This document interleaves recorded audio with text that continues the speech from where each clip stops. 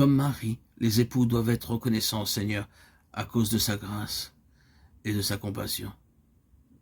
Marie, ayant pris une livre d'un parfum de nard pur de grand prix, oignit les pieds du Jésus, et elle lui essuya les pieds avec ses cheveux, et la maison fut remplie de l'odeur du parfum. Jean 12, 3. Marie oignit les pieds du Seigneur Jésus-Christ en répandant le parfum précieux pour 2 raisons. Son cœur était rempli de reconnaissance parce que son frère, resté 4 jours dans le tombeau, était ressuscité des morts. Elle reconnut ensuite que le Seigneur Jésus-Christ n'était pas une personne ordinaire, mais qu'il était Dieu lui-même, devenu homme pour le salut de l'humanité. Ainsi, avec un cœur dévoué, elle versa le parfum sur ses pieds. Un foyer heureux implique que le couple soit dévoué pour le Seigneur, le loue, l'honore, l'adore.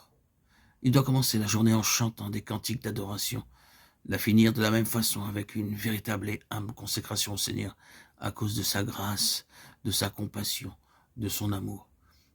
Et ils seront rendus capables d'aimer le Seigneur de plus en plus. Ils devraient aussi prendre part aux réunions d'adoration. Un tel foyer est un avant-goût du ciel sur la terre. L'union doit être la triple union de l'esprit, de l'âme et du corps. C'est ce que doit être leur union. Selon Thessaloniciens 5, 23, notre personne est composée de 3 parties. Que le Dieu de paix vous sanctifie lui-même tout entier et que tout votre être, l'esprit, l'âme et le corps, soit conservé irréprochable lors de l'avènement de notre Seigneur Jésus-Christ. Dans Ecclésiaste 4, 12, nous lisons « La corde à 3 fils ne seront pas facilement ». Dans les villages, lorsque les gens ont besoin d'une corde solide pour tirer une lourde charge, ils prennent 3 cordes et les tressent. Ainsi, elle devient très solide. Pour comprendre la signification de la triple union, nous devons savoir que Dieu nous créa comme étant une triple personnalité, esprit, âme et corps. Nous voyons dans Genèse 2,7, l'Éternel Dieu forma l'homme de la poussière de la terre. Il souffla dans ses narines un souffle de vie, et l'homme devint une âme vivante. Maintenant, voyons de quoi sont composés le corps, l'âme et l'esprit, les os, les muscles et le sang composent le corps. Les 3 composants de l'âme sont l'intelligence pour penser, apprendre et comprendre, l'émotion pour aimer quelqu'un, comme nos parents, nos frères, nos sœurs, notre mari ou notre femme, nos amis et notre parenté, la volonté pour prendre les décisions. Dieu a donné à chaque être humain une libre volonté par laquelle il peut dire oui ou non. Il ne forcera personne. L'esprit est également composé de 3 parties. Tout d'abord la conscience ou la voix intérieure qui nous avertit avant de commettre un péché en pensée, en parole et en acte. Nous devons tuer notre conscience avant de commettre n'importe quel péché. Supposez que je veuille dire un mensonge.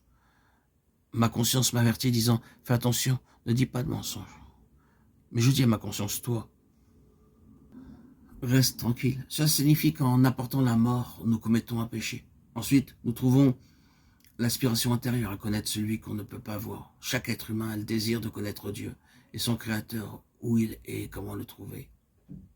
Enfin, nous avons l'intuition par laquelle il nous vient subitement à la pensée d'aller quelque part ou d'acheter ou de faire quelque chose sans en connaître la raison.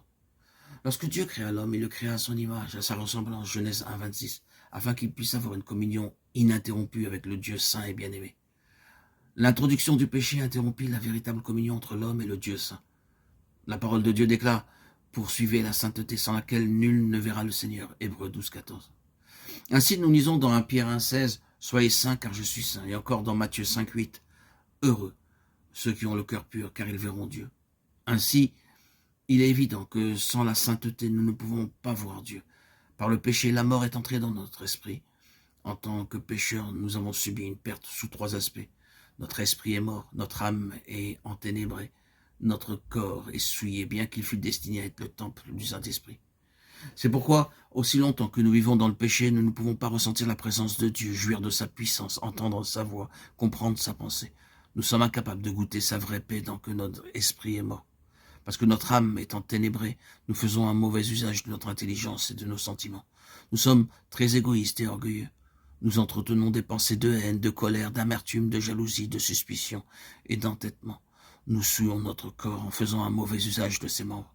Dans Jean 4, 24, nous lisons « Dieu est esprit, et il faut que ceux qui l'adorent en esprit et en vérité ». À moins que nous soyons purifiés intérieurement, Nous ne pouvons pas avoir une communion constante avec le Dieu saint et vivant. Seul le sang de Jésus-Christ selon 1 Jean 1,7 et Hébreux 9,14 a le pouvoir de nous laver et de purifier notre conscience de toutes les tâches du péché.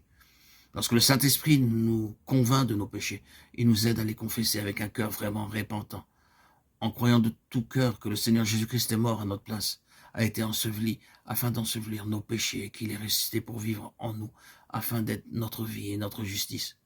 Nous sommes immédiatement pardonnés. Tous nos péchés sont lavés par son précieux sang et nous commençons à ressentir la présence de Dieu d'une manière très, très, très puissante.